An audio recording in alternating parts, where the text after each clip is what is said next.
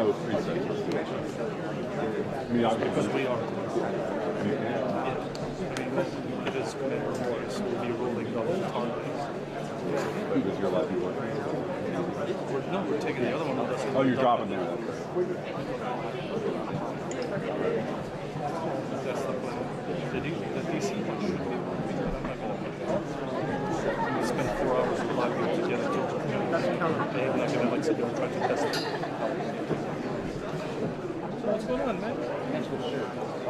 What does it say? Did you find the goodie bag? Oh, you did?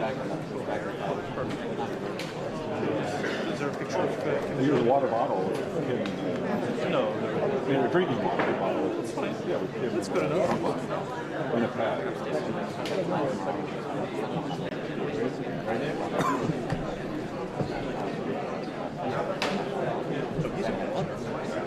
I've been in 2 places. Yeah, from this place. I know. Yeah. This place. Since when his press conference started. No, he's I was just told between 4 and 6. That's what they officially. And that pelican. Okay. It's kind of a thin black cable. Flip that bag up. See the cables up there? It'll be a thin. Yep, there you go. If you can't find a barrel, I'll look for one. Saw back there by.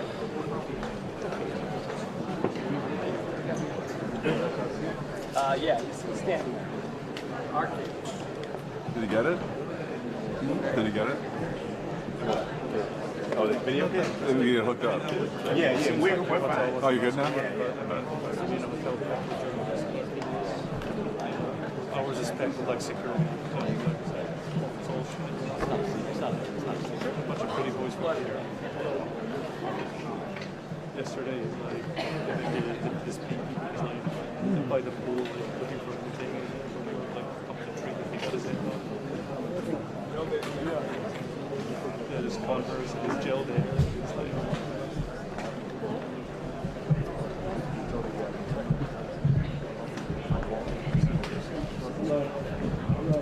they have to run away so then they don't become like this. Did you have one in here, Tony? What's that? Did you have one in here? Barrel? Yeah, it's it's probably buried under some stuff. That compartment on the left, where you had your hand in. Right here. Yeah, start pulling stuff out of there. It's like a clear plastic bag. I think it's got some. Yeah, just dig up under there. You'll see a bag with some Yeah, I see it. connectors and stuff. Should be a barrel in there somewhere.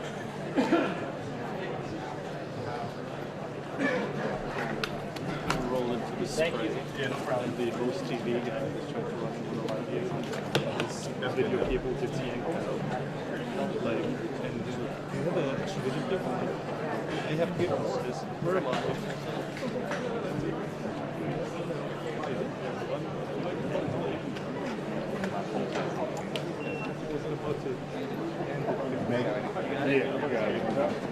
It's all right here. Is it powered up? Yeah. I'll go hit you out.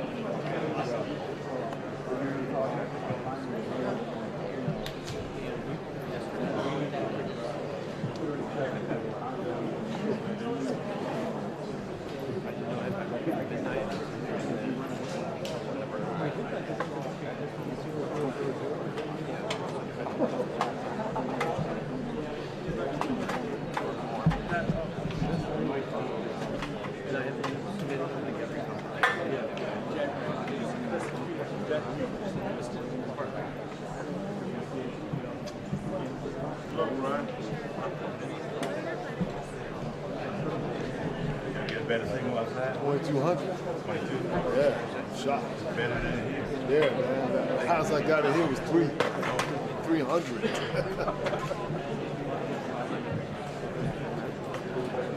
Hey, Brian.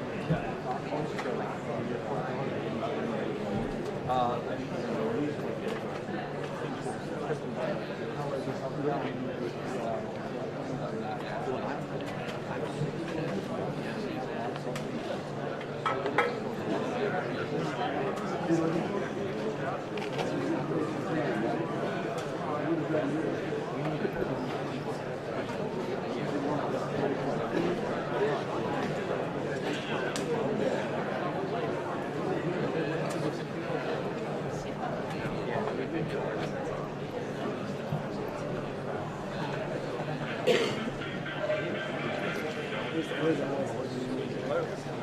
hi. It's Red between something important. They want to do something. Yeah. I was watching from research. Turn your mic on. I totally didn't enjoy it. Every time. Yes. Here we're hard dial. We took some light.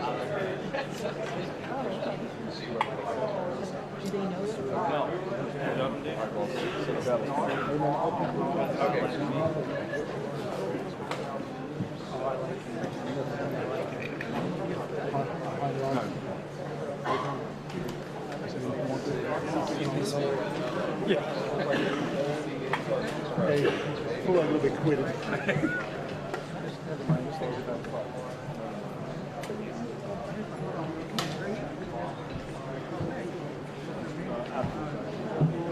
Where's Scott? I thought he was coming. I'm going to try to find out right now.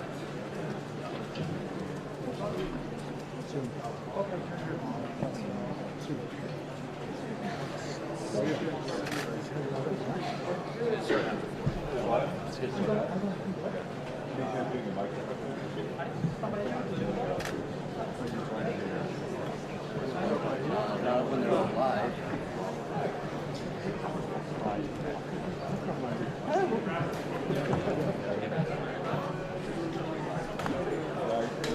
No 2-minute warning.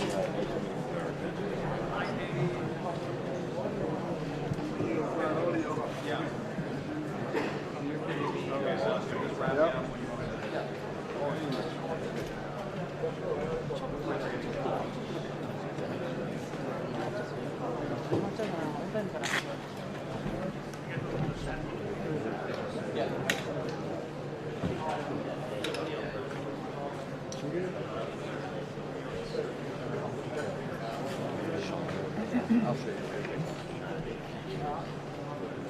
Scott Wild. Scott Wild, right here. Move to your right.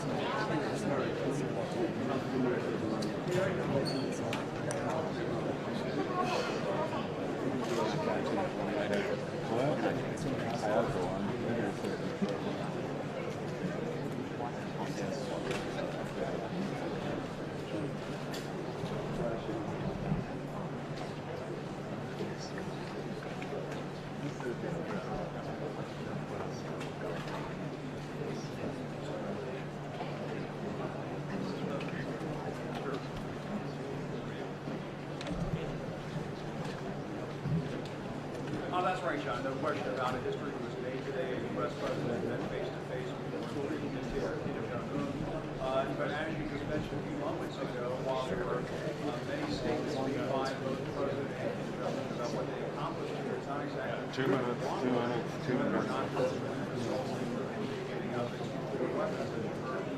Throughout the day, I tried to ask questions several times. Is North Korea getting understanding of one point there is processes being underway, both very quickly. Of course, at the same time, it's not exactly clear what was actually gotten out of this committee, signed by President Trump and Kim Jong Un, just a few feet away from both leaders when they signed that statement just a short while ago. All of them in that statement, if you look at it, They need it in their They need it in their terms. it's not exactly clear what the United States has in this region. That I suspect is what's going on. Questions that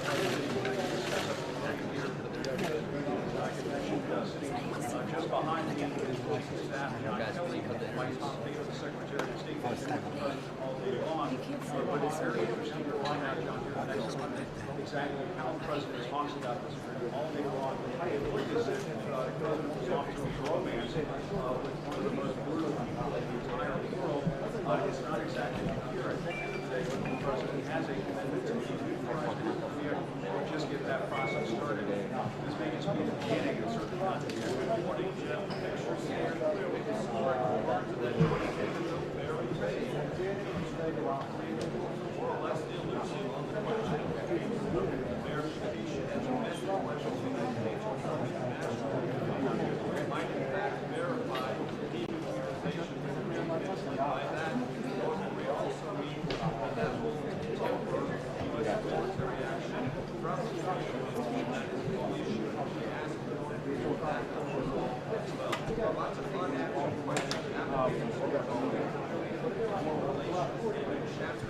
Well, he says complete denuclearization of communication from the U.S. to provide security assurance what specifically are the security assurances the U.S. is offering when it comes to denuclearization? What is the timeline? You know, the Secretary of State, Mike Pompeo, who's behind me, picking up the ball, but the President talks about this happening very soon. What does it actually mean? John Kelly, by the way, just sat down as well. We expect the President any minute, Lester, and there are some questions for him. We'll also look at the optics of this. This is obviously a historic moment. The sitting U.S. President meeting with the leader of North Korea. But remember, amid the smiles, amid the body language there, the backpats, the greetings, the handshakes, this is a leader who's been for civil rights in the world. That was not a topic of discussion. Our understanding around the table today, Lester, but I'm sure that the President will address that when he comes out of the stage. As long as you don't. As long as you don't.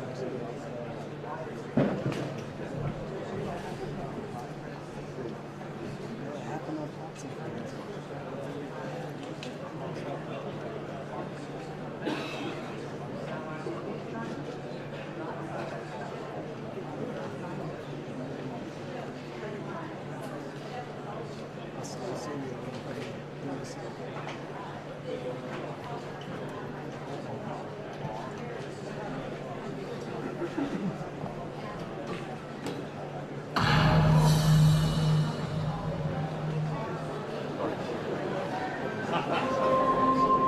(70억) 인구가 지구에 살고 있습니다. 현재 살아있는 사람들 가운데 오직 소수의 사람들만이 영속적인 자취를 남기게 됩니다. 그리고 더 적은 수의 사람들만이 고국을 개변하고 역사를 바꾸는 결단을 내리거나 행동을 취할 것입니다. 역사는 대를 거쳐 계속 반복되는 것처럼 보입니다. 결코 끝날 것 같지 않은 반복의 순환들. 비교적 평화로웠던 시기들이 있었습니다. 그리고 아주 긴박했던 순간들도 있었습니다. 이런 순환이 반복되는 동안에 번영과 혁신의 빛은 거의 전 세계를 밝혀주었습니다. 역사는 항상 진화합니다. 그리고 오직 소수의 사람들이 변화를 위해서 소명되는 시기가 있습니다. 하지만 문제는 그 소수의 사람들이 어떤 차이들을 만들어내는가입니다. 과거가 미래가 될 필요는 없습니다. 어둠 속에서도 빛은 보일 수 있습니다. 그리고 희망의 빛이 밝게 타오를 수 있습니다. 이것이 현실이 될까요? 풍요로운 유산을 공유하는 사람들, 공동의 미래를 찾을 수 있을까요? 그들의 이야기는 잘 알려져 있습니다. 하지만 그 다음 이야기는 무엇일까요? 데스티니 영화사 작품입니다.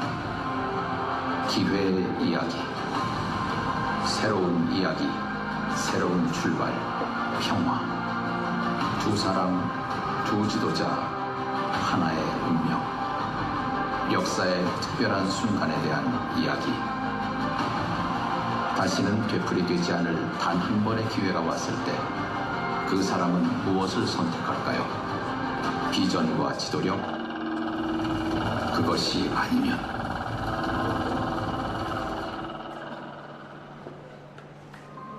결과는 두 가지밖에 없습니다. 하나는 후퇴하는 것,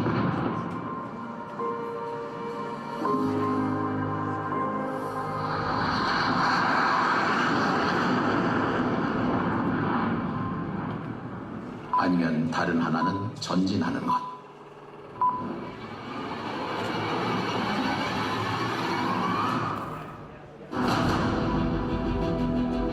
새로운 세계가 오늘 시작될 수 있습니다. 우정, 신뢰, 선의가 있는 곳, 그 세계에 합류하십시오. 기회의 문들이 활짝 열릴 수 있는 곳. 전 세계의 투자, 그곳은 의학적 난관의 돌파, 풍성한 자원, 혁신적 기술, 새로운 발견이 있는 곳. 이것이 현실이 될까요? 역사를 바꿀 수 있을까요? 세계는 그 변화를 품에 안을까요? 이 역사적 순간이 언제 시작될까요? 문제는 선택입니다. 오늘 바로 지금 이 순간. 세계는 지켜볼 것입니다. 여겨들을 것입니다. 기대할 것입니다. 희망할 것입니다. 이 지도자는 조국의 개변을 선택할까요? 그래서 새로운 세계의 성원이 될까요? 조국 인민들의 영웅이 될까요? 그는 평화와 악수를 할까요? 그리고 전대미문의 번영을 누릴까요? 번영과 훌륭한 사고와 아니면 심각한 고립. 어떤 길을 선택할까요? 도널드 트럼프 대통령과 김정은 위원장이 역사를 개조하는 회담을 합니다. 태양 속에 빛나는 하나의 순간, 하나의 선택. 이것이 현실이 될까요? 미래는 아직 쓰여지지 않았습니다.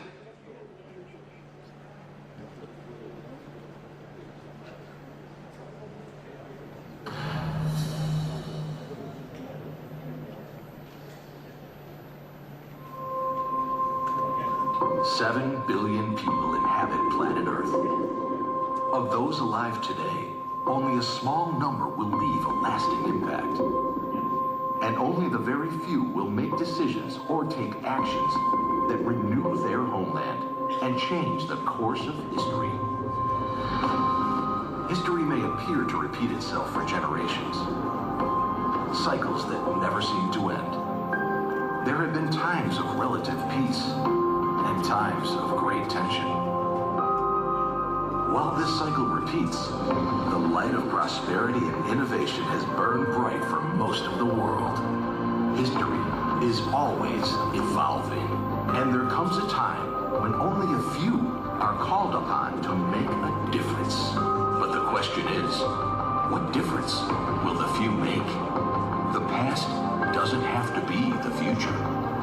Out of the darkness can come the light, and the light of hope can burn bright. What if a people that share a common and rich heritage can find a common future? Their story is well known, but what will be their sequel?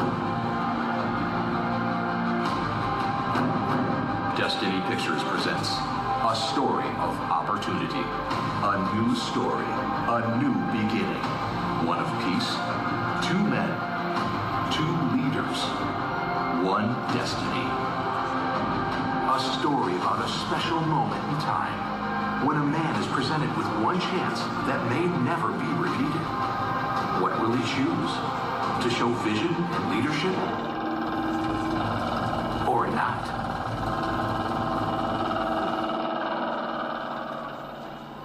There can only be two results. One of moving back,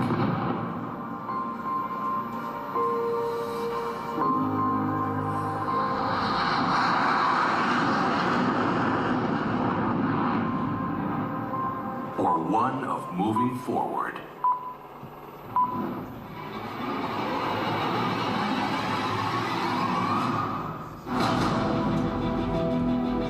A new world can begin today. One of friendship, respect, and goodwill. Be part of that world, where the doors of opportunity are ready to be opened. Investment from around the world, where you can have medical breakthroughs, an abundance of resources, innovative technology, and new discoveries. What if?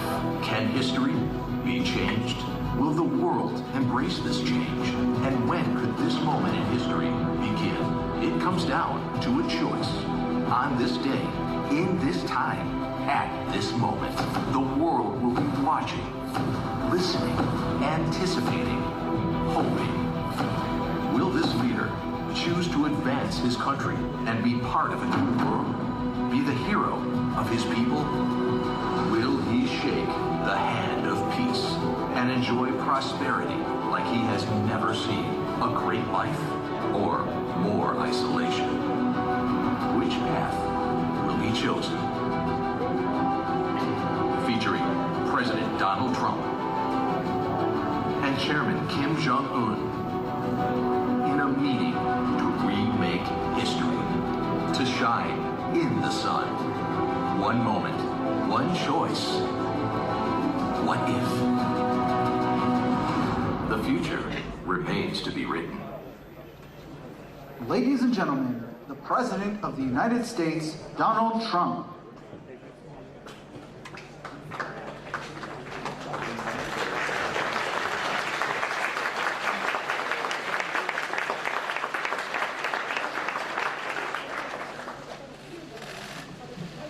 Well, thank you very much, everybody. We appreciate it. We're getting ready to go back.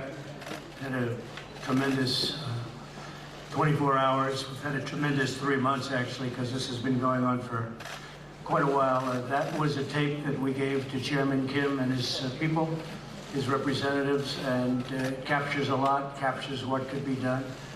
And that's a great place. Has the potential to be an incredible place between South Korea, if you think about it, and China. It's got tremendous potential, and I think he understands that, and he wants to do what's right. It's my honor today to address the people of the world following this very historic summit with Chairman Kim Jong Un of North Korea. Spent very intensive hours together, and I think most of you have gotten the signed document, or you will very shortly. It's very comprehensive. It's going to happen. I stand before you as an emissary of the American people to deliver a message of hope and vision and a message of peace. Let me begin by thanking our incredible hosts in Singapore, especially Prime Minister Lee, a friend of mine.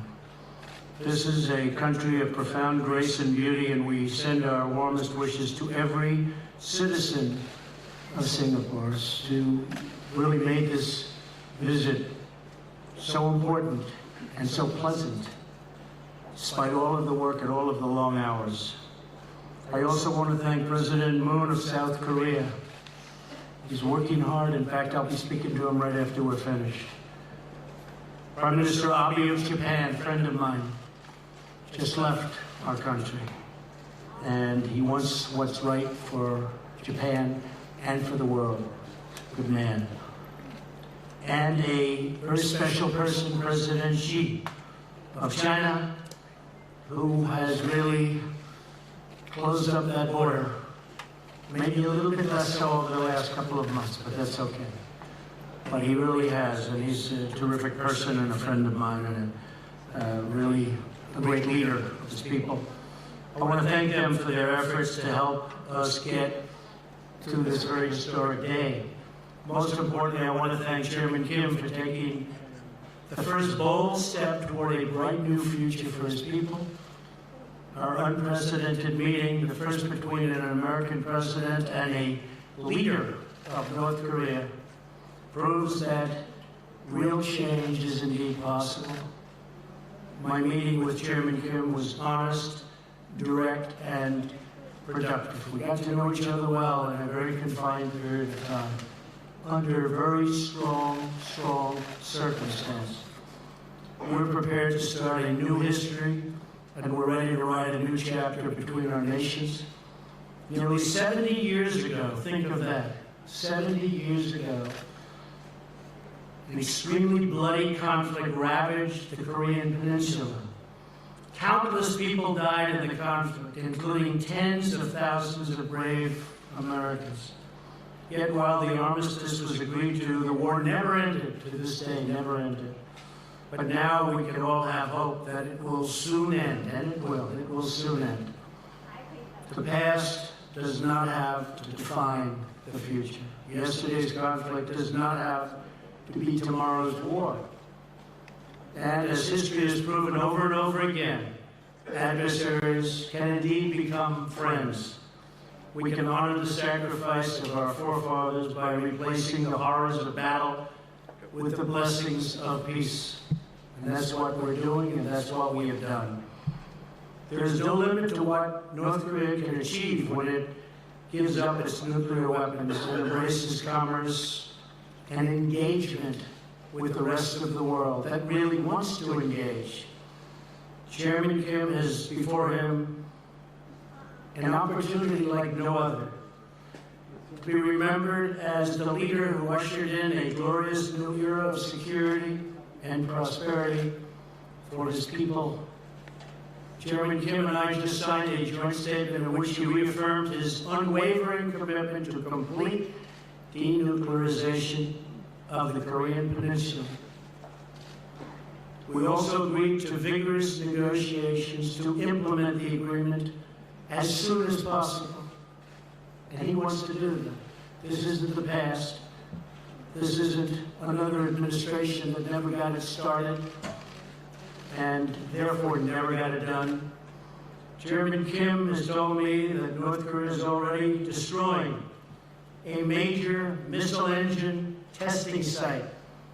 That's not in your signed document. We agreed to that after the agreement was signed.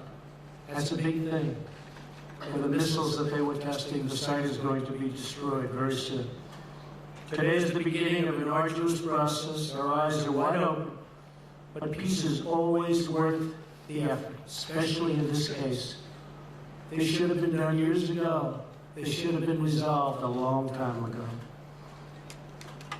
But we're resolving it now. Chairman Kim has the chance to seize an incredible future for his people. Anyone can make war, but only the most courageous can make peace.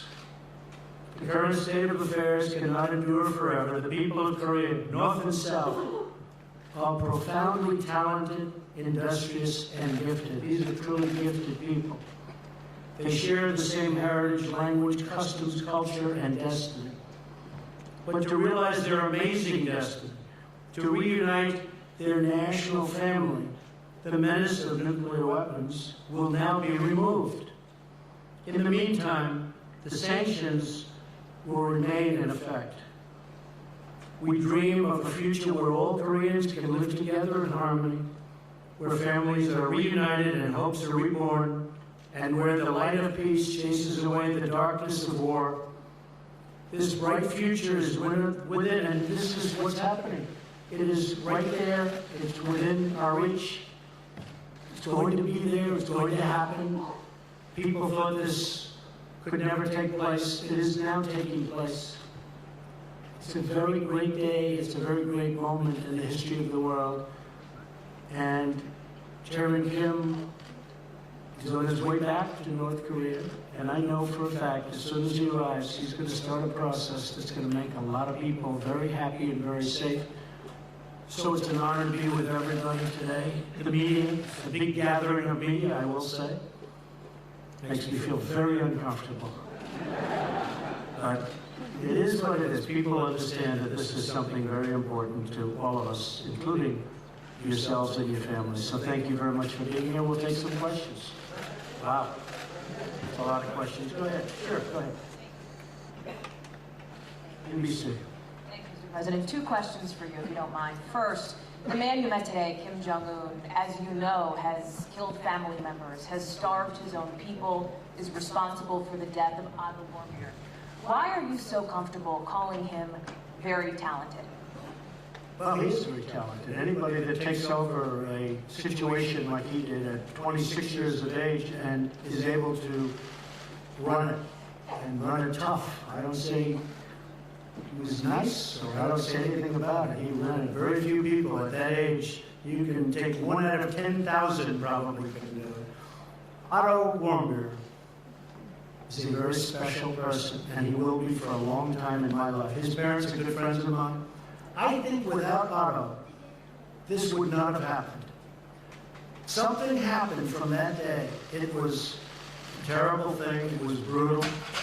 But a lot of people started to focus on what was going on, including North Korea. I really think that Otto is someone who did not die in vain. I told this to his parents.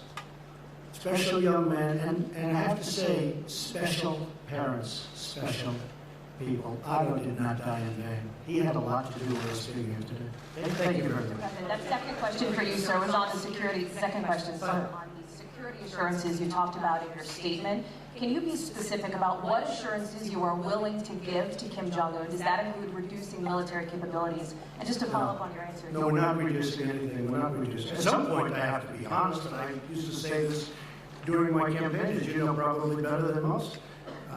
I want to get our soldiers out. I want to bring our soldiers back home. We have right now 32,000 soldiers in South Korea. And I'd like to be able to bring them back home, but that's not part of the equation right now. At some point, I hope it will be, but not right now. We will be stopping the war games, which will save us a tremendous amount of money, unless and until we see that the future negotiation is not going along like it should. But we'll be saving a tremendous amount of money. Plus, I think it's very provocative. Yes, John? Yes, John, go ahead. Oh, go ahead. I'm sorry. I thought you were John Roberts. I looked at you. Much better, right? We're frequently confused, Mr. President. Mr. President, the joint statement does not talk about verifiable or irreversible denuclearization. No. Is that a concession on the part of the United States? No, not at all, because if you look at it, I mean, it said we are going to, let's say here, it will be gone. I don't think it can be any more plain than what we're asking. Issues related to the establishment of the new U.S. DPKR relations to the building. We talk about the guarantees, and we talk about unwavering commitment to the complete denuclearization of the Korean Peninsula. This is the document that we just sent. Did you discuss with Chairman Kim methods to verify, either with the United States or international organizations, that very process? Yes, we did. Yes, we did. And it will be verified. Yeah, we'll be verified. It'll be verified. How is it going to be achieved, Mr. President? Well, it's going to be achieved by having a lot of people there. And as we develop a certain trust, and we think we have done that, Secretary Pompeo has been really doing a fantastic job, his staff, everybody. As we do that, we're going to have a lot of people there, and we're going to be working with them on a lot of other things. But this is complete denuclearization of North Korea, and it will be verified. Will those people be Americans or international? Combinations of both. Combinations of both. And we have talked about it, yes. Yeah, go ahead. Be nice. Be respectful. Be very respectful, sir. What did Kim Jong Un say to you to give you the confidence that for once in the history of North Korea, they are not cheating the system and gaming the world and gaming the people who will have to go in and make sure that they're actually giving up their nuclear arsenal? Yeah, I mean, very fair question. He actually mentioned the fact that they proceeded down a path in the past, and ultimately, as you know, nothing got done. In one case, they took billions of dollars during the Clinton regime, took billions of dollars and nothing happened. That was a terrible thing. And he actually brought it up to me. And he said, we have never gone this far. I don't think they've ever had the confidence, frankly, in a president that they have right now for getting things done and having the ability to get things done. And he was very firm in the fact that he wants to do this. I think he might want to do this as much or even more than me, because they see a very bright future for North Korea. So you never know, right? We never know. But I'll tell you what, we signed a very comprehensive document today, and I think most of you have been given that document. But we signed a very, very comprehensive document, and I believe he's going to live up to that document. In fact, when he lands, which is going to be shortly, I think that he will start that process right away. I do. I can only say that I know him for really well. It's been very rhetorical, as you know. I think without the rhetoric, it wouldn't have happened. I think without other things going along, I think the establishment of a new team was very important. They have a great team. But I think he wants to get it done. I really feel that very strongly. This, John, you know, you two guys look alike when the light is right on the hair is very similar. Let me see who's better. He's got very good hair. It's the angelic glow of the backlighting, Mr. President, that makes us look so similar. Of course, the denuclearization of nuclear weapons and biological weapons and whatnot is one problem in North Korea. Another huge problem is the horrible record that they have on human rights. Was that discussed at all? Is that something that you will tackle in the future? Yes, it was discussed. It will be discussed more in the future, human rights. What was also discussed in great detail, John, was the fact that, you know, we have, and I must have had just countless calls and letters and tweets, anything you can do. They want the remains of their sons back. They want the remains of their fathers and mothers and all of the people that got caught into that really brutal war, which took place to a large extent in North Korea. And I asked for it today, and we got it. That was the very last minute. The remains will be coming back. They're going to start that process immediately. But so many people, even during the campaign, they say, is there any way you can work with North Korea to get the remains of my son back, or my father back? So many people asked me this question, and you know, I said, we don't get along too well with that particular group of people. But now we do. And he agreed to that so quickly and so nice. It was really a very nice thing. And he understands it. He understands it. So for the thousands and thousands, I guess way over 6,000 that we know of in terms of the remains, they'll be brought back. The POW MIA issue clearly is a very important one for thousands. Especially to a lot of people that are... What do you, President Trump, expect Kim Jong Un to do about the human rights record regarding the North Korean people? Right. It was discussed. It was discussed relatively briefly compared to denuclearization. Obviously, that's where we started and where we ended. But they will be doing things, and I think he wants to do things. I think he wants to... You'd be very surprised. Very smart, very good negotiator, wants to do the right thing. You know, he brought up the fact that in the past, they took dialogue, or they never were like we are. There's never been anything like what's taking place now. But they went down the line. Billions of dollars were given, and you know, the following day, the nuclear program continued. But this is a much different time, and this is a much different precedent, in all fairness. This is very important to me. This was perhaps one of the reasons that I won my campaign for this issue, as you know very well, John. Okay, whoever those people are, I cannot see you with all the lights, but you don't look like either of the two. Yeah, go ahead. Thank you, Mr. President. And first of all, congratulations. Thank you very much. Appreciate it. Touch on the issue of peace treaty, and also will you travel to Pyongyang anytime soon? Well, at a certain time I will. I said that will be a day that I look very much forward to, at the appropriate time. And I also will be inviting Chairman Kim at the appropriate time to the White House. I think it's really going to be something that will be very important. And he has accept it. I said at the appropriate time. We want to go a little bit further down the road. But what we signed today was a lot of things included. And then you have things that weren't included that we got after the deal was signed. I've done that before in my life. We didn't put it in the agreement because we didn't have time. And I think most of you have been handed out the agreement to assume will. But oh, you have not? Okay. Well, if you could have those agreements passed out, we just finished them just a little while ago. But if you could have the agreements passed out, well, you'll see what we're talking about. Yes, sir. I was thinking, congratulations, President. What part did Japan play, and did the abduction issue come up? Yes. Also, the fate of the Christians.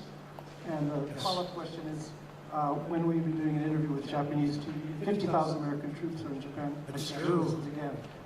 50,000 great troops. That's true. Yeah, it did. Abduction, absolutely. This Prime Minister Abe's one of his, certainly, other than the whole denuking subject, certainly his, I would say, his main point. And I brought it up, absolutely, and they're going to be working on that. It will be, we didn't put it down in the document, but it will be worked on.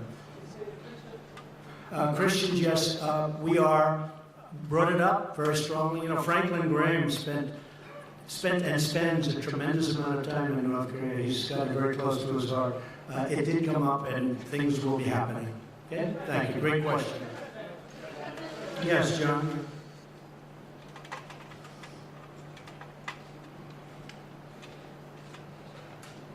Thank you, Mr. President.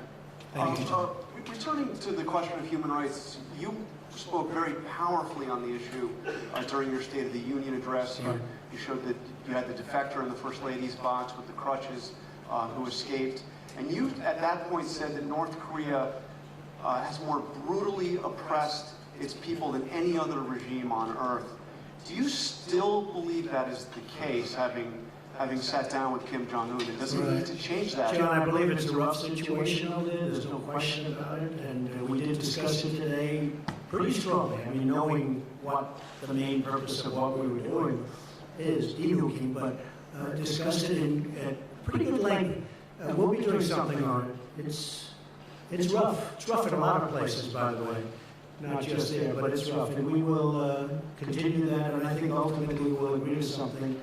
But it was discussed at length outside of the nuclear situation, one of the primary topics. But do you think that needs to change to bring on this glorious new era you've talked about? Are they going to have to? I think it will change, yeah. I think it probably has to, but I think it will. Yeah. Thank you. Thank you very much. Steve, that's you, Steve, right there. Yes, sir. Thank you. What timetable do you envision for their denuclearization? And in the meantime, are you thinking about easing any sanctions? Well, you know, scientifically, I've been watching and reading a lot about this, and it does take a long time to, you know, pull off complete denuclearization. It takes a long time, scientifically. You have to wait certain periods of time, and a lot of things happen. But despite that, once you start the process, it means it's pretty much over. You can't use them. That's the good news. And that's going to start very, very soon. I believe that's going to start very soon. We will do it as fast as it can mechanically and physically be done, Steve. And the sanctions? The sanctions will come off when we are sure that the nukes are no longer a factor. Sanctions played a big role, but they'll come off at that point. I hope it's going to be soon, but they'll come off. They, as you know, and as I've said, the sanctions right now remain. But at a certain point, I actually look forward to taking them off. And they'll come off when we know we're down the road where it's not going to happen. Nothing's going to happen. Okay? Thank you. Yes, go ahead, please. Thank you, Mr. President. Thank you. Congratulations on this historic summit. Thank you very much. Congratulations to everybody, by the way. Congratulations to everybody. You signed a document with Kim Jong Un. It's essentially a piece of paper. Yesterday we had a briefing from the Secretary of State, Mike Pompeo, and he said the following: many presidents previously have signed off on pieces of paper, only to find that the North Koreans either didn't promise what we thought they had, or actually reneged on those promises. What makes this time different, Mr. President? Well, you have a different administration. You have a different president. You have a different Secretary of State. You have people that are, you know, it's very important to them, and we get it done. The other groups, maybe it wasn't a priority. I don't think they could have done it if it was a priority, frankly. I don't think they honestly could have done it even if it was a priority. And it would have been easier back then. Would have been, for me, it would have been much easier if this were 10 years ago or 5 years ago. And I'm not just blaming President Obama. I mean, this goes back for 25 years it should have happened. I was given a very tough hand. I was given this, I was given the Iranian, and plenty of other problems. But we are, we're doing really well. And the Iranian, I have to be honest, I did it because nuclear is always number one to me. Nuclear is number one. But on the Iranian, I think Iran is a different country now than it was 3 or 4 months ago. I don't think they're looking so much to the Mediterranean. I don't think they're looking so much at Syria like they were with total confidence. I don't think they're so confident right now. But I hope, with that being said, I hope that at the appropriate time, after these sanctions kick in, and they are brutal, what we've put on Iran, I hope that they're going to come back and negotiate a real deal, because I'd love to be able to do that. But right now it's too soon for that. Yes. Mr. President, you also talk about establishing diplomatic relations, exchanging ambassadors. How long before that happens? Good question. Hopefully soon, but we'll have to get things moving first. A little bit early for that. We have to get things moving. Yes, go ahead. Hi.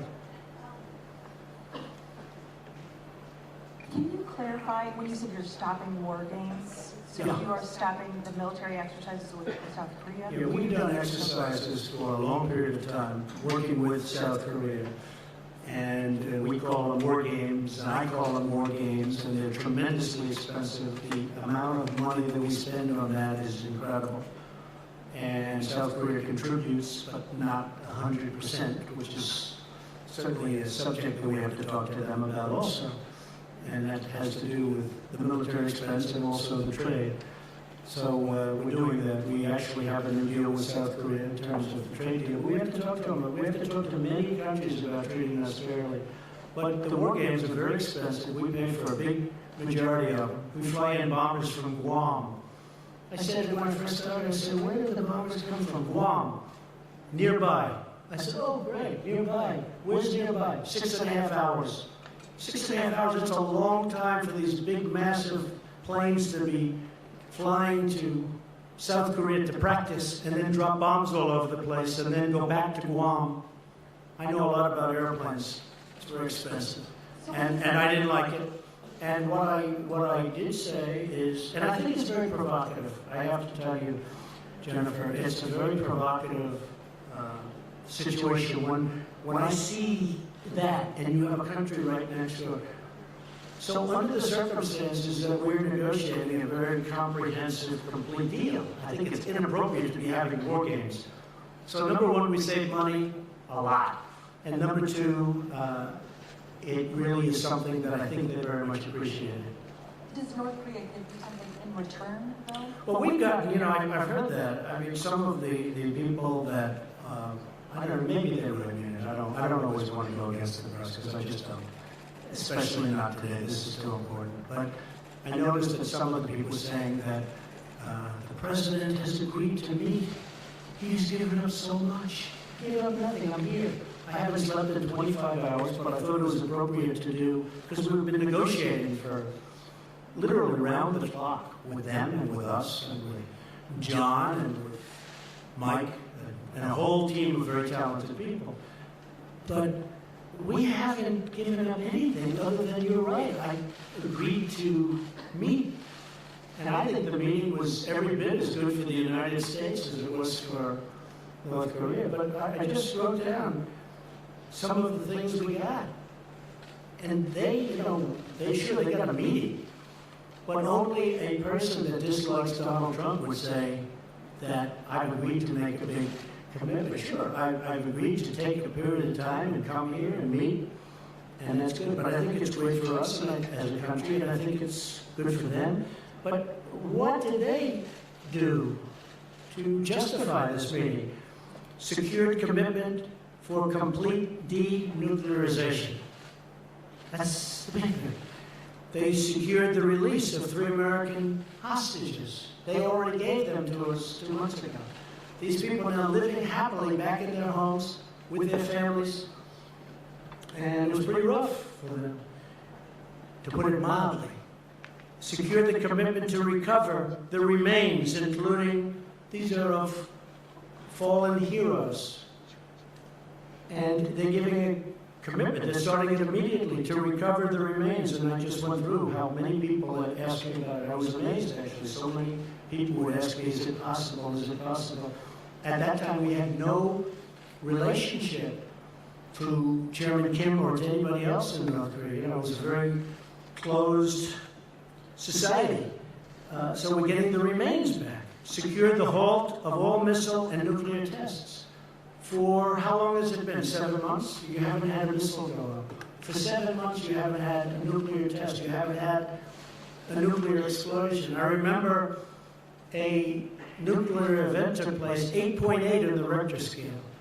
And they announced, I heard it on the radio, they announced that a massive, earthquake took place somewhere in Asia. And then they said it was in North Korea, and then they found out it was a nuclear test. I said, I never heard of a Richter scale in the high 8s. And if you look, there has been no missile launches. They've blown up their missile area that's going to take place. That has not been written into the contract. We're going to give you the exact details on that.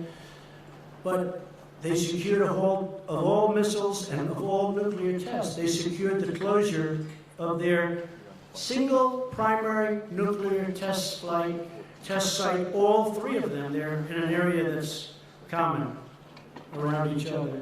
They secured the closure. They secured the commitment to destroy the missile engine testing site. That was not in your agreement. I got that after we signed the agreement. Do me a favor. You've got this missile engine testing site. We know where it is. Because of the heat, it's incredible the equipment we have, to be honest with you. I said, can you close it up? You couldn't close it up. We maintain the ability to continue to apply sanctions. So we're applying sanctions. Now, I had 300 sanctions that I was getting ready to put on last week, and I said, I can't really put on sanctions when I'm meeting. Those things that we got. And when we got our hostages back, I didn't pay $1.8 billion in cash, like the hostages that came back from Iran, which was a disgraceful situation, what took place. So we've gotten a lot. So when I hear somebody in the media say that President Trump has agreed to meet, like, it's not a big deal to meet. I think we should meet on a lot of different topics, not just this one. And I really believe a lot of great things can happen. Yes, go ahead, please. Sir, you just listed off a lot of things that you say you got in this meeting. It wasn't too long ago, though, that you said you defined success of this meeting by North Korea giving up its nuclear weapons. Well, that's what they're doing. Well, can you talk about how sure, that's what they're doing. How they pressed Kim Jong Un for a complete, verifiable, irreversible I didn't honestly. And can you say why you didn't secure those details in this agreement? There's no time. I'm here one day. We're together for many hours intensively, but the process is now going to take place. And I would be surprised, Mike, if they haven't even started already. They have started. They blew up their sites. They blew up their testing site. So, but I will say, he knew prior to coming. This wasn't like a surprise. It wasn't like we've never discussed it. We discussed it. Mike discussed it very strongly with his counterpart in North Korea. They knew that this was, let's say they didn't agree to that, I couldn't sign any agreement. There was no agreement that could have been signed. So they understood that. And it wasn't a big point today, because really this had been taken care of more than any other thing, because it was all about this. This has been taken care of before we got here. So when we brought that up today, you see the language is very strong. It's in the document. Yes, ma'am. Thank you, Mr. President. Could you talk about the military consequences for North Korea if they don't follow through on the commitments that you're talking about? Well, I don't want to talk. Yeah, I know. It's a tough thing to talk about because I don't want to be threatening. I don't want to be threatening. They understood that. And you've seen what was perhaps going to happen. And Seoul has 28 million people. We think we have big cities You look at New York, where it has 8 million people. We think it's a big city. It still has 28 million people. Think of that. And it's right next to the border. It's right next to the DMZ. It's right there. I mean, if this would have happened, I think, I've heard, 100,000 people. I think you could have lost 20 million people, 30 million people. This is really an honor for me to be doing this, because I think, potentially you could have lost, 30, 40, 50 million people. The city of Seoul, one of the biggest cities in the world, is right next to the border. You once spoke about fire and fury. Is that no longer the case? Well, at that time we needed perhaps fire and fury, because we could not have allowed that kind of capability from the standpoint of the United States. And certainly Japan wasn't going to allow it either. Japan is right next door. One more thing, Mr. President, could you tell us about the video that you showed before this? Yeah. When did you show that to Kim? What was the goal Today. there? Yeah. We had it made up by some, I hope you liked it. I thought it was good. I thought it was interesting enough to show. One in English and one in Korean. And we had it made up. I showed it to him today, actually during the meeting, toward the end of the meeting. And I think he loved it. They were given, we didn't have a big screen like you have the luxury of having. We didn't need it because we had it on a cassette and an iPad, and they played it. And about 8 of their representatives were watching it, and I thought they were fascinated by it. I thought it was well done. I showed it to you because that's the future. I mean, that could very well be the future. And the other alternative is just not a very good alternative. It's just not good. But I showed it because I really wanted him to do something. Now, I don't think I had to show it because I really believe he wants to, I think he wants to get it done. Yes, go ahead. How's Staten Island Ferry doing, okay? He wrote the best story about me with the Staten Island Ferry, and after that he's never written a good story. I don't know what happened. It's a long time ago. Mr. President, it's been a busy week for you on the international stage. You're leaving the summit here in Singapore having determined that Kim Jong Un is a talented man. You left the G7 summit a few days ago in Canada having determined that Prime Minister Trudeau is weak and dishonest. What do you say to America's allies who worry that you might be jeopardizing our long-term alliances and who worry that you might be treating our historic friends as enemies and our historic enemies as friends? Well, first of all, I think it's a very fair question. I had a very good meeting with the G7, and I left the meeting, and I'll be honest, we are being taken advantage of by virtually every one of those countries, very, very seriously. Now, the United States, because of bad management at the top, because the presidents that didn't care about trade or didn't understand it or whatever reason, for many years, with China being obviously the most successful at it, but the European Union is second, 151 billion we lost. They were represented at the meeting. And we're being taken advantage of on trade. Canada does have very big advantages over us in terms of trade deficits. We have a big trade deficit with Canada. I was reading where, it's actually a surplus. Not a surplus. It's either 17, but it could actually be 100. You know, they put out a document. I don't know if you saw it. They didn't want me to see it, but we found it. Perhaps they were trying to show the power they have. It's close to $100 billion a year loss with Canada. They don't take our farm products, many of them. They charge what was 270%, but somebody told me the other day that a few months ago they raised it to 295% for dairy products. And it's very unfair to our farmers, and it's very unfair to the people of our country, the workers, the farmers, the companies. And we are not able to trade. They have tremendous barriers up, they have tremendous tariffs. So when I put in a countervailing tariff just to get us up a little bit so the balance isn't so much, it's like this. They said, oh, that's so terrible. I said, what's terrible? We have to catch you a little bit. We have to have a little balance. Even if it's not complete, we have to have a little balance. I say this within countries. Anyway, we finished the meeting, really, everybody was happy. And I agreed to sign something. I asked for changes. I demanded changes, and those changes were made. In fact, the picture with Angela Merkel, who I get along with very well, where I'm sitting there like this, that picture was, we're waiting for the document because I wanted to see the final document as changed by the changes that I requested. That was very friendly. I know it didn't look friendly, and I know it was reported like sort of nasty both ways. I was angry at her. Actually, we were just talking, the whole group, about something unrelated to everything, very friendly, waiting for the document to come back so I could read it before I leave. Anyway, I left it was very friendly. When I got onto the plane, I think that Justin probably didn't know that Air Force One has about 20 televisions. And I see the television, and he's giving a news conference about how he will not be pushed around by the United States. And I say, push him around. We just shook hands. It was very friendly. Look, countries cannot continue to take advantage of us on trade.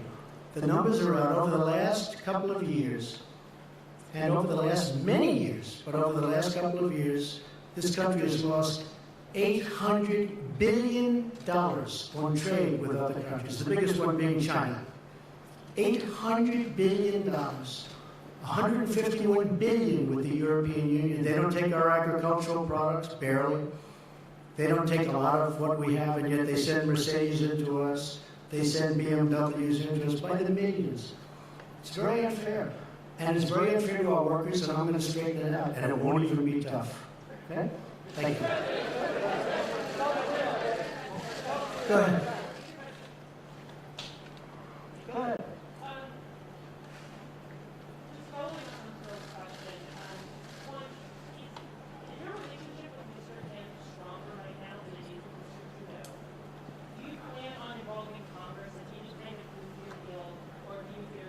I would like to involve Congress, yes. And no, I have a good relationship with Justin Trudeau. I really did. Other than he had a news conference that he had because he assumed I was in an airplane and I wasn't watching. He learned it's going to cost a lot of money for the people of Canada. He learned. You can't do that. You can't do that. We left. We had a very good relationship. I've had a good relationship with Justin. I have a good relationship with all. I have a very good relationship with Angela Merkel. But on NATO, we're paying 4.2%. She's paying 1% of a much smaller GDP than we are. We're paying 4.2% on a much larger. We're paying for, I mean, anyone can say from 60 to 90% of NATO. And we're protecting countries of Europe. And then on top of it, they kill us on trade. So we just can't have it that way. It's unfair to our taxpayers and to our people. But no, I have a good relationship with Justin, and I have, I think, a very good relationship with Chairman Kim right now. I really do. I think, I hope it's good, because if it is, we're going to solve a very big problem. I think we've gone a long way to solving it today. Should we keep going for a little while? I don't know. It's up to the legendary Sarah Huckabee Sanders. Should we keep going, Sarah? Okay, we'll go. Well, I don't care. Hey, you know, it just means we get home a little later in the evening, right? Yeah, go ahead. Sure. Go ahead. Hi, Mr. President. How are you? I'm good. From the Straits Times of Singapore. Welcome to the country. Thank you very much. I hope you enjoyed our food. Beautiful country, I did. What is the immediate next step? Is there some ongoing dialogue? Yes. We're getting together next week to go into the details. And that's Secretary Pompeo, yeah, next week with John Bolton and our entire team to go over the details and to get this stuff done. We want to get it done. He wants to get it done. We're also working very much with South Korea. We're working with Japan. We're working with China to a lesser extent, but we're working with China. And you're coming back to Singapore? I would come back gladly. Your Prime Minister was fantastic. We were with him yesterday. He's done a great job. It was very welcoming. It really probably made a difference, actually. It's a great place. Thank you very much. Yes, ma'am. Thank you, Mr. President. What was it about that first interaction with Chairman Kim this morning that made you decide not to walk away after you said that you would know within the first minute if he was sincere? I've said that about relationships. I've said that about people. You know, in the first second, now I was generous, I said 5 seconds, but you know, in the first second, in some cases, sometimes that doesn't work out. But sometimes it does. From the beginning, we got along, but there's been a lot of groundwork. This wasn't like we went and we started talking about, as you know, right? We didn't just come in and start talking about these very complex subjects that have been going on for 70 years. We've been discussing this for months. And, you know, once the rhetoric stopped, once they did a great thing. You know, North Korea did a great thing by going to the Olympics. Because the Olympics, and President Moon will tell you this. The Olympics was not exactly doing great. People didn't feel like being bombed out of the opening ceremonies. You know, they weren't exactly selling tickets. And as soon as the chairman, Chairman Kim, said, let's participate in the Olympics, it sold like wildfire, and it was a great success as an Olympics. It was a great success. He did a great thing.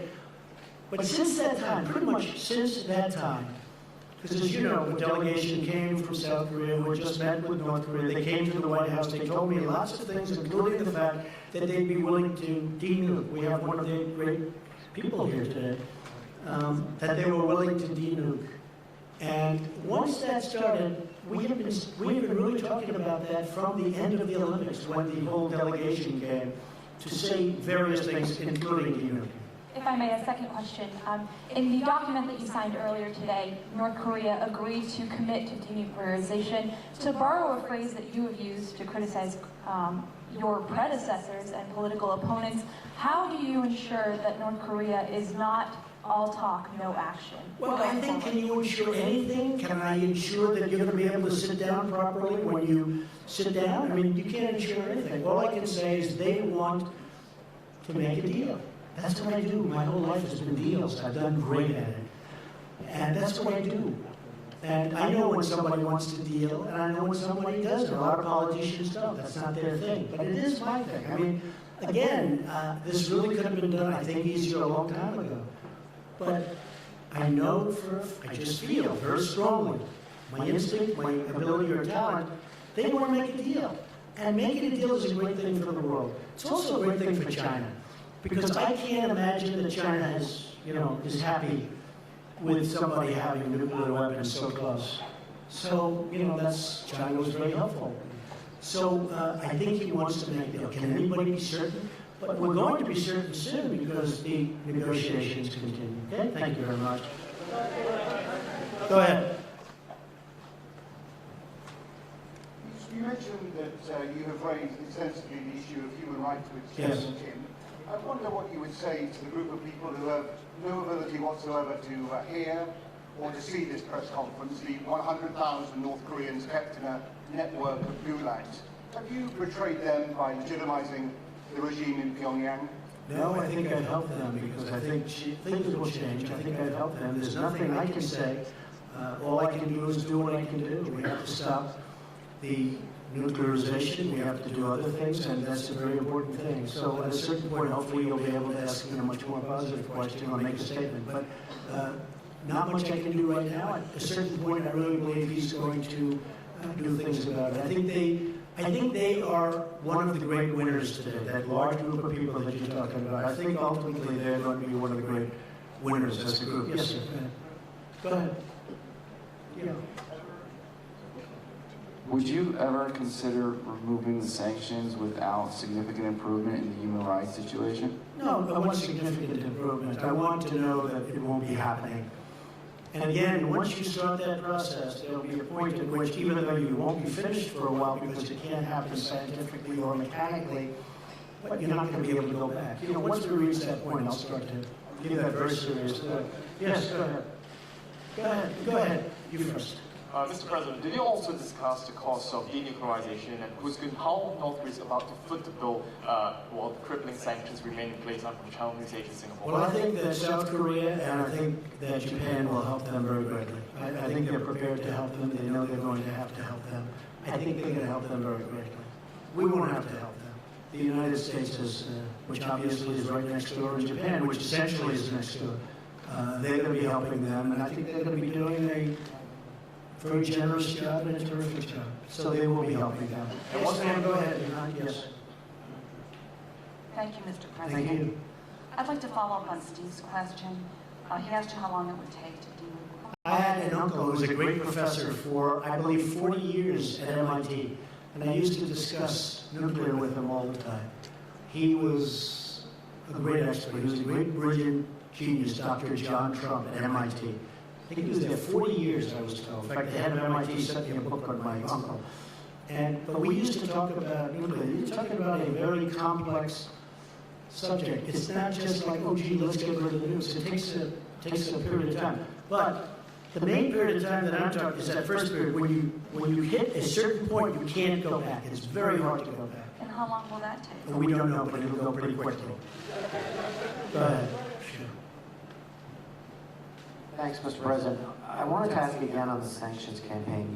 You alluded at the very beginning that the Chinese are not doing as great a job securing the border as they were before. You expressed, some doubts when Kim went to see President Xi. The Russian foreign minister was in Pyongyang and said there shouldn't be any sanctions while these negotiations are underway. And the South Koreans are now talking about restoring some form of trade. So with all of those players appearing to be moving toward eroding sanctions, how can you keep the sanctions regime in place? What leverage do you have on these countries? Well, I think we have a lot of leverage. I think we have tremendous leverage. I do believe that China, despite my relationship with President Xi, a man who I told you I have great respect for and like also a lot, we're having very tough talks on trade. And I think that probably affects China somewhat, but I have to do what I have to do. And I think over the last 2 months, the border is more open than it was when we first started. But that is what it is. We have to do it. We have a tremendous deficit in trade, commonly known as a trade deficit. We have a tremendous deficit in trade with China. We have to do something about it. We can't continue to let that happen. And I think that has had an impact on my relationship in terms of the border. I don't think it has a relationship, I don't think it affects my feeling on my relationship to President Xi, but when we first started, we weren't ready to go that route. And as we started preparing and getting ready to do that, I think that's had an impact on, frankly, the border, which is a shame, but I have to do it. I have no choice. For our country, I have to do it. South Korea will do whatever is necessary to get a deal done. If that means we can't trade, well, they're not going to trade. They're definitely not going to trade. If they think, and they would do this with our concurrence, if they think that they can do some work because we're very far down the line, we're actually very far. That document, when you read it today, that's far down the line. That's not something that just happened to be put together. This was done over months.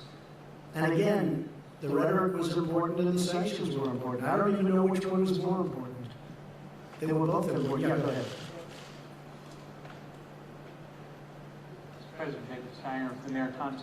I was wondering if you could give us some sense of whether Chairman Kim told you how many nuclear weapons he believes he's made, whether he's willing to turn those over first, and then whether in your mind you need to do more than was done in the Iran deal for actually dismantling both the uranium and the plutonium processes, and whether or not you had a sense that Chairman Kim really understood what that involved and had a timetable in his own mind of shutting that. Well, David, I can tell you he understands. He understands it so well. He understands it better than the people that are doing the work for him. That is an easy one. As far as what he has, it's substantial, very substantial. The timing will go quickly. I believe you'll see some good action. I mean, as an example, one of the things with the missile set, I think you're probably surprised to hear that was the throw-in at the end, missiles. But I really believe, David, that it's going to go very quickly. I really believe that it's going to go fast. And it is a very substantial arsenal. There's no question about it. I used to say, maybe it's all talk and no action. But we have pretty good intelligence into that, although probably less there than any other country. You understand that maybe better than anybody in the room. Probably less there than any other country. But we have enough intelligence to know that what they have is very substantial. This is why, David, I always say that this shouldn't have taken place so late into the process. Wouldn't this have been better if it was 5 years ago, or 20 years ago, or 15 years ago, and we didn't have to worry about not having a successful meeting like today? So, and I still love my first interview with you, David. Still have that interview, actually. Yeah, go ahead. Thank you.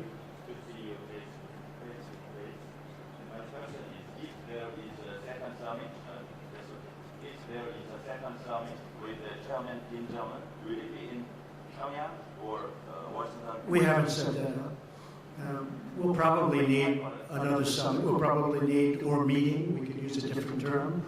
But we'll probably need another one. I will say this, we're much further along than I would have thought. I did not think we'd be, I thought, and I've told people, I didn't want to build up people's hopes too much. I told people, I thought that this would be a successful meeting if we got along, we developed a relationship, and we could have maybe gotten to this point in 3 or 4 months from now. But it really happened very quickly. A lot of that was because of the foundation that was put down before we met. A lot of things happened very fast. We didn't have, as an example, bringing back the remains. That was not one of the things that was on our agenda today. I brought it up at the very end because so many people had talked to me about it. And I brought it up at the very end, and he was really very gracious. Instead of saying, well, let's talk about it the next time, he said, it makes sense, we will do it. And he knew, they know where many of those incredible people are, where they're buried, along roads, along highways, along paths, usually, because our soldiers are moving back and forth in that and move rapidly. It's very sad. But he knew, and that was brought up at the very end, and it was really great that he was able to do it. A lot of people are going to be very happy about that. Yes, go ahead, please. Thank you, Mr. President. Emerald Robinson, One American News. Congratulations. Thank you for the nice way you treat us. We appreciate it. Really, it's very good. It's really beautiful what you do. Go ahead. Now I'll probably get this killer question. Well, I do want to talk about the future of North Korea. Sure. Specifically, the people Kim Jong Un is saying he's wanting a brighter future with prosperity for his people, yet we know they lived under oppression. You showed him this video of what the future could be like, but do you have an idea specifically of the model that he would like to go towards? Economically, is he open to more economic freedom? It's a good question. So you saw tape today, and I think it was done really well, but that was done at the highest level of future development. I told him, you may not want this. You may want to do a much smaller version of this. I mean, you're going to do something, but you may want to do a smaller version. You may not want that. Trains and everything, everything at the top. And maybe you won't want that. It's going to be up to them. It's going to be up to them. It's going to be up to the people what they want. They may not want that. I can understand that too. But that was a version of what could happen, what could take place. As an example, they have great beaches. You see that whenever they're exploding their cannons into the ocean. Right? I said, boy, look at that. Wouldn't that make a great condo, guy? And I explained, I said, instead of doing that, you could have the best hotels in the world right there. Think of it from a real estate perspective. You have South Korea, you have China, and they own the land in the middle. How bad is that, right? It's great. But I told them, I said, you may not want to do what's there. You may want to do a smaller version of it, or, and that could be. Although I tell you what, he looked at that tape, he looked at that iPad, and I'm telling you, they really enjoyed it, I believe. Okay? Yeah, go ahead. A couple more. Okay, we'll do 3 more. Go ahead. Go. Yes, hi, Brian. Do you have the cover again this week? Boy, I'd like me to have so many entirely possible. Huh? I know. Do you now see Kim Jong Un as an equal? In what way? You just showed a video that showed you and Kim Jong Un on equal footing and discussing the future of. No, I think that I don't view it that way. See, I don't view it that way. I'll do whatever it takes to make the world a safer place. If I have to say I'm sitting on stage, I mean, I understand what you're getting at. If I have to say I'm sitting on stage with Chairman Kim, and that's going to get us to save 30 million lives, could be more than that. I'm willing to sit on the stage. I'm willing to travel to Singapore very proudly, very gladly. Again, I other than the fact that it is taking my time, they have given up a tremendous amount. They've given it up even before, and even add the Olympics to it. You could add the Olympics to the question. They went to the Olympics. They took an Olympics that was going to be a massive failure, that maybe wouldn't have even opened. And they made it a tremendous success by agreeing to participate. Add that to the list of things that they've done. So Ryan, if I can save millions of lives by coming here, sitting down, and establishing a relationship with someone who's a very powerful man, who's got firm control of a country, and that country has very powerful nuclear weapons, it's my honor to do it. Are you concerned that the video you just showed could be used by Kim as propaganda to show him as... No, I'm not concerned at all. We can use that video for other countries. Go ahead. Mr. President, in the year 2000, President Clinton got a request by Kim Jong-il. Got impressed? Got a request from Kim Jong-il to travel to Pyongyang and meet him, and Clinton refused. He sent Secretary of State Albright. Yeah, he did a great deal, and he spent $3 billion and got nothing. They started making nuclear weapons. Mr. President, you, on the other hand, got the request and right away went here to meet him. And do you understand those people who said that you gave him the ultimate present, a legitimacy to a regime who oppresses people without an ongoing process before you, as the US President, as the leader of the free world, meet and shake hands with this leader of North Korea, who is perceived to be oppressing brutally his own people? Okay, good. I think we just answered that. But do you understand? I understand much better than you do. Okay, yeah, go ahead. Go ahead. Thank you very much. Yes. Mr. President, Eliana Johnson with Sure. Politico. Hi. Hi. You mentioned a couple specific concessions that you got from Kim, the return of remains and the destruction of the nuclear site. And I know you said that was And an much add-on. more, and much more. Yeah, I know you said the last thing was an add-on and it wasn't in the agreement, but that he gave you his word.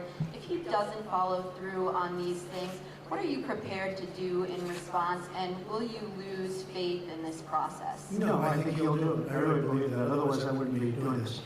I really believe it. It was really the engine testing site, in addition to all of the other things that they agreed to do. It was they have a very powerful engine testing site that, again, we're able to see because of the heat that it emits.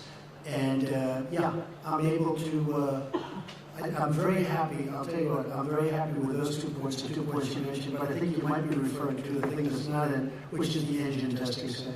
Honestly, I think he's going to do these things. I may be wrong. I mean, I may stand before you in 6 months and say, hey, I was wrong. I don't know that I'll ever admit that, but I'll find some kind of an excuse. Okay, one more. Come on.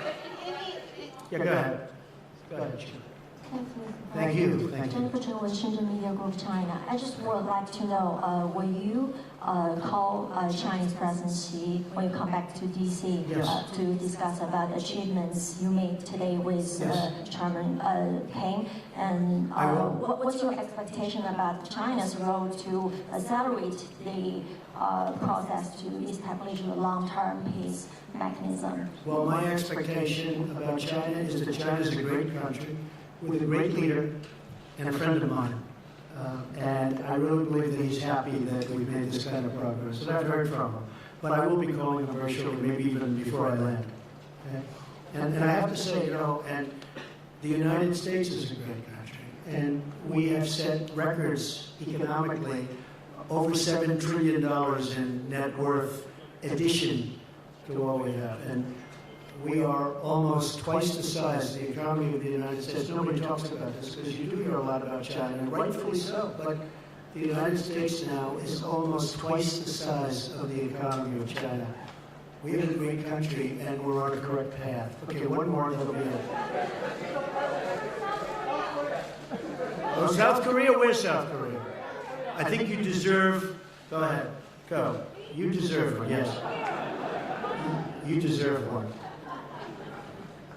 I've got 2 questions for you, Mr. President. First, you mentioned earlier that you're going to talk with South Korean President Moon Jae-in over the phone. What do you plan to discuss with him? I just want to tell him about the meeting. Very successful, and he'll be very much involved in the final negotiation. He's a very, very fine gentleman, also a friend of mine, and I look forward to speaking to him. He'll be very happy when he hears about. I've already sent word to him about what happened. I sent the document to him, actually, and all of the details behind the document. So I'll be talking to him very shortly. If I may ask another question, in signing the peace treaty, do you plan to work this out with North Korea's Chairman Kim only, or what do you think about the involvement of South Korea and China as the signatories? I'd like to have them involved also. There's a question as to whether or not we're supposed to or whether or not we legally have to. I don't care. I think it would be great to have China involved and also, of course, South Korea.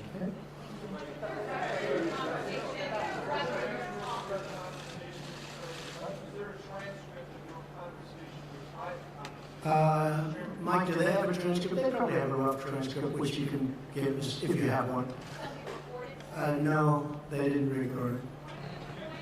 I don't think they recorded it. Are there any recordings? I wish there were. Because it is interesting stuff. Say? I don't. We probably have some notes or something, but they have actually detailed notes, I would imagine. But we had a great conversation. It was a very heartfelt conversation.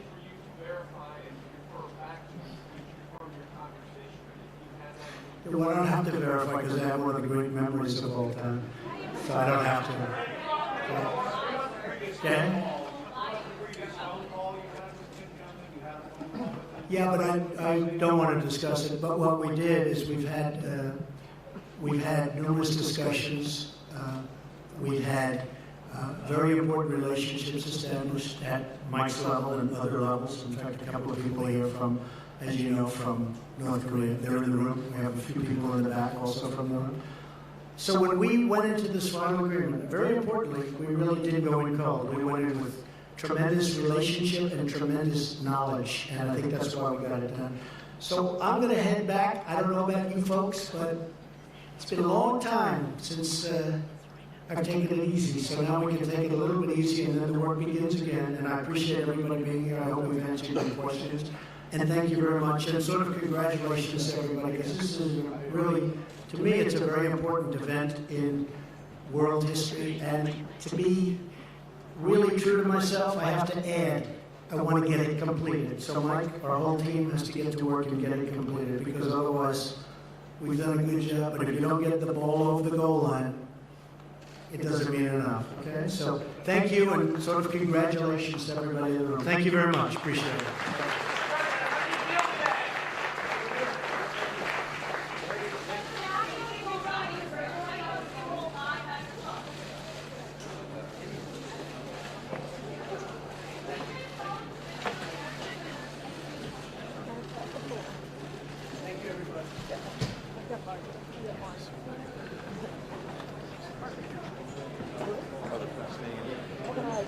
Ladies and gentlemen, please remain seated while the President and his travel pool departs. Yeah, okay, Paul, come here to me. That was great. Paul, come. Please. Pleasure. What do you want? Right in front of her, Paul. Just hang tight over here. Hang right here. So I got one of Paul's Who? There's Jennifer, Noah, yeah, Jennifer, Noah, Catherine, Steve. Jim is going to stand up. Mike is here.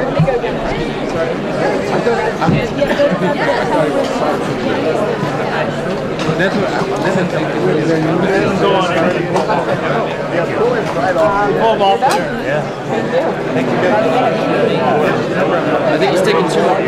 What did that make up happen?